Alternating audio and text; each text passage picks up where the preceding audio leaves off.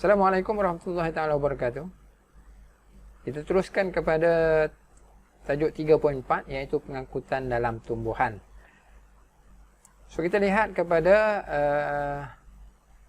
pengangkutan dalam tumbuhan. So transpirasi dalam tumbuhan. So transpirasi adalah proses kehilangan wap air dari tumbuhan melalui stoma. So stoma kita dah lihat pada bab yang sebelum ni. So dia adalah struktur ataupun laluan gas untuk pertukaran gas bagi tumbuhan. So semasa proses fotosintesis dan respirasi, so dia akan membenarkan pengeluaran gas, masuk gas dan juga wap air juga turut terlibat semasa proses transpirasi.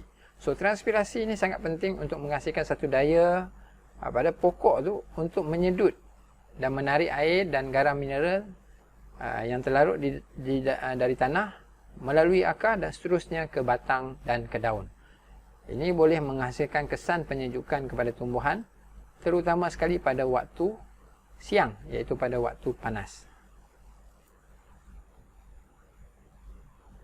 Okey, pada waktu siang, sekiranya transpirasi melebihi penyerapan air, stoma dia akan tertutup untuk mengelakkan kehilangan air.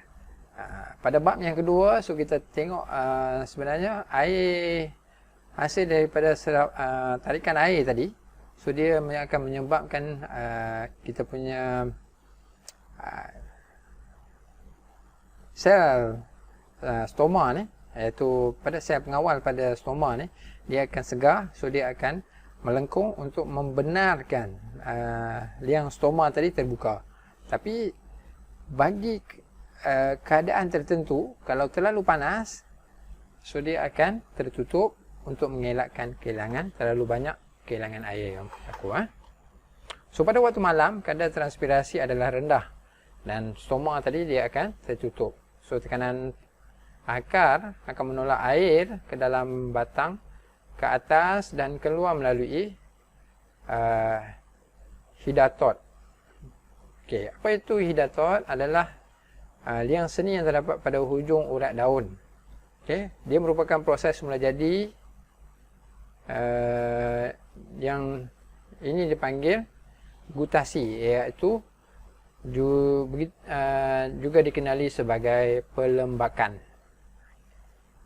Okey, so gutasi ini berlaku pada waktu pagi yang lembap dan sejuk, iaitu apabila udara persekitaran terlalu tepu dengan titisan air sehingga menghalang air daripada tersejat dari daun.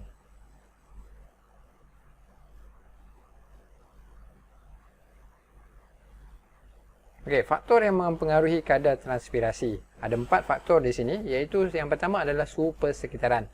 Semakin tinggi suhu persekitaran, semakin tinggi kadar penyejatan air. Oleh itu, semakin tinggilah kadar transpirasi.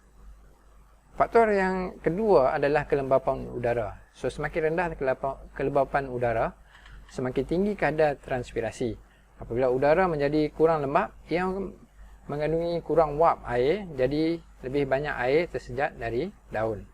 Faktor yang seterusnya adalah keamatan cahaya. Semakin tinggi keamatan cahaya, semakin tinggi kadar transpirasi. So kadar merangsang cahaya tadi, okey, merangsang stoma terbuka dan lebih banyak wap air yang hilang ke persekitaran. Dan yang keempat adalah pergerakan udara. So angin tadi mempengaruhi kadar transpirasi. Semakin tinggi pergerakan angin tadi, semakin tinggi kadar transpirasi apabila air tadi meniup wap air dari stoma.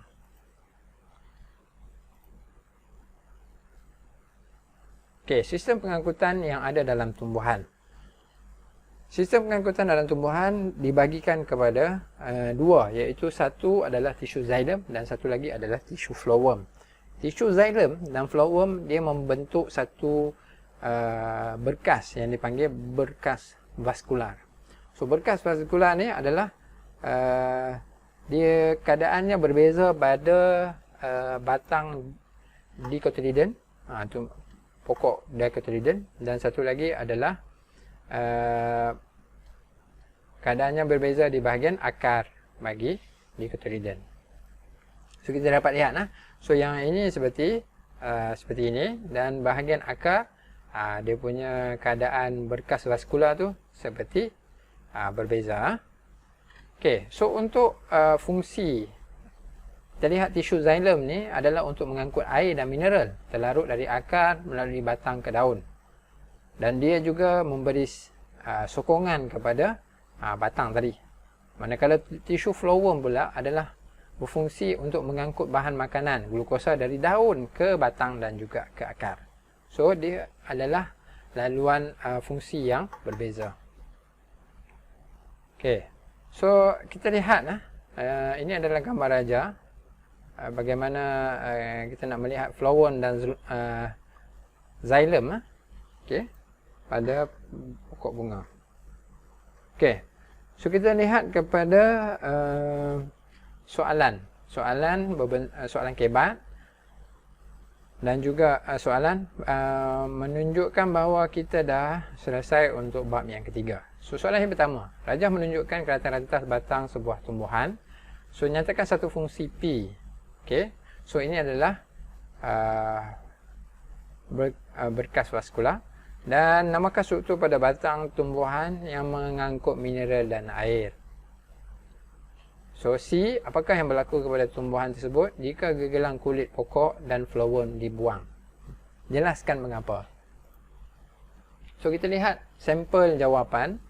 Sampel jawapan yang pertama adalah mengangkut bahan makanan dari daun ke bahagian lain pada tumbuhan. B adalah xylem, dan C, bahagian atas gegelang akan membengkak kerana bahan makanan yang tidak dapat diangkut ke bahagian gegelang. So itu adalah jawapannya. So kita lihat